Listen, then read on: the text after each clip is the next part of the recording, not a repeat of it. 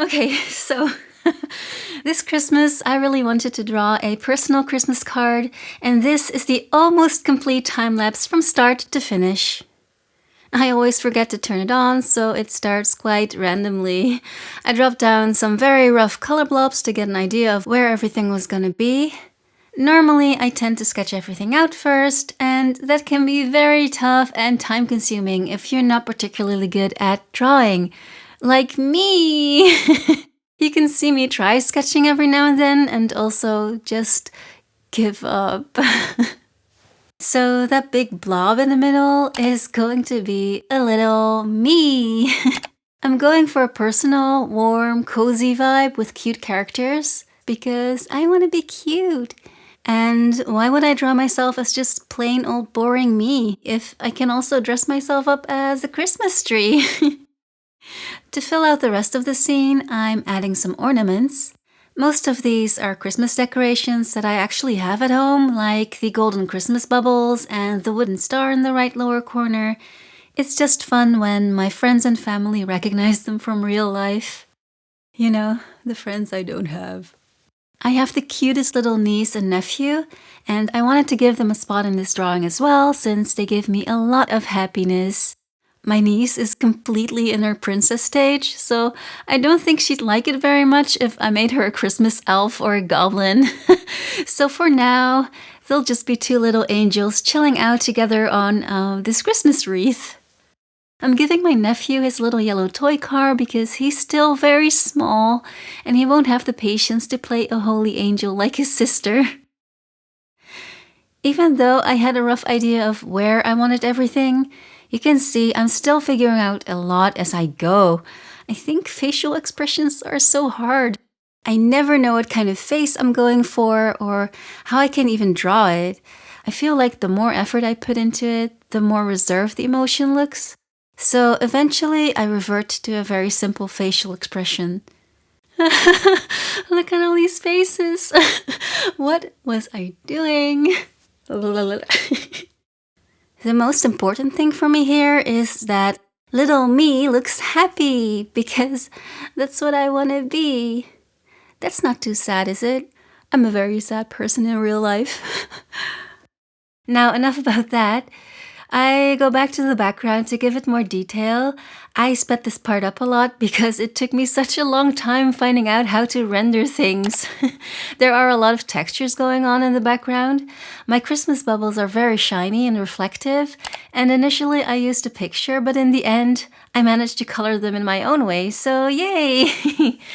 There was this ribbon that's made of a sort of see-through material, and I was looking for the right textured brush to give it that same rough look. I think I found one that worked. Anyway, here you can really tell I have no clue what I'm doing. I'm just sort of coloring back and forth until everything stops looking weird. The wreath was looking too empty, so it needed something more. Someday I will be perfectly fine with empty space and parts in my art that aren't busy, but it is not today. What do you think? Are there too much distractions, or is it okay like this? Empty spaces make me nervous. Oh, let's talk about this candy cane. I chose this candy cane over a spoon because it adds some color to the image and it's such an iconic Christmas item. I really didn't know how to draw it though.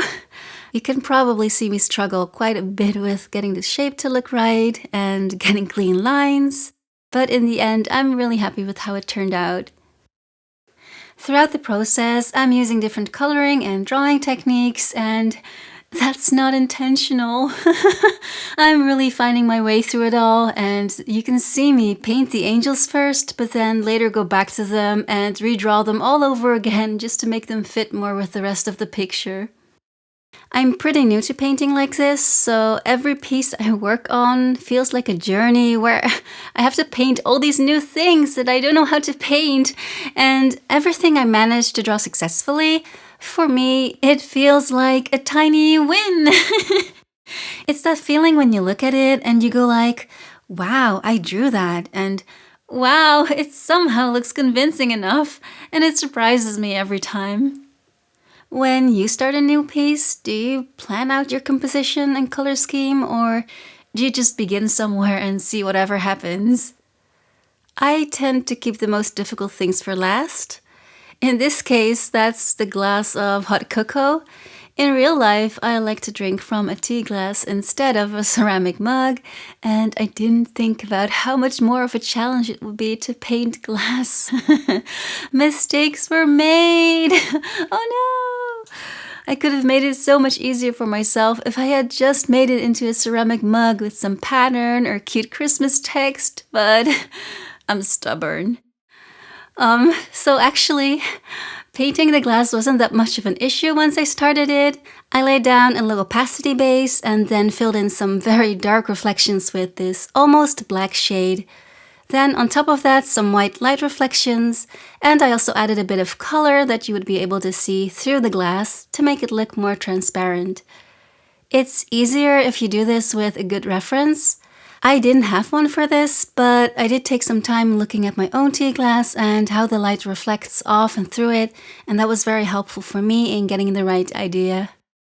In the end, it feels like I was making all these random squigglies, some dark squigglies here and some light squigglies there, and bam! It came together faster than I expected, and suddenly it somehow started to look like glass. I don't know what happened. Next up was the whipped cream. Again, I had no clue how to paint this, and on top of that, I made the mistake of zooming in too much, so it got a little bit too detailed for what I intended.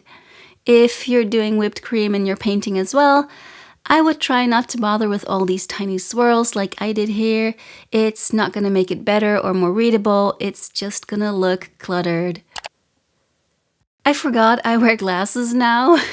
I almost didn't add them because I already thought little May looked cute and finished enough, but then I had to be a little bit more strict with myself and not be lazy, so I added them in and I'm so glad I did.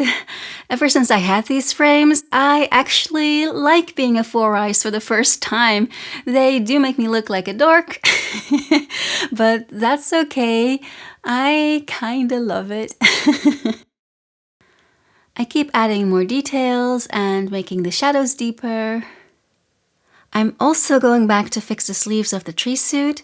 I thought they looked a bit off and it had been bothering me all this time, but I didn't really know what to do with it or how to fix it. So you can see me fumble around with that, and eventually I couldn't really make it look exactly like I'd wanted it to, so I just had to leave it at some acceptable stage.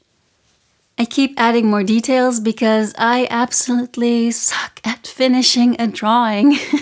I know people always say it's hard to look at a blank canvas and start a painting.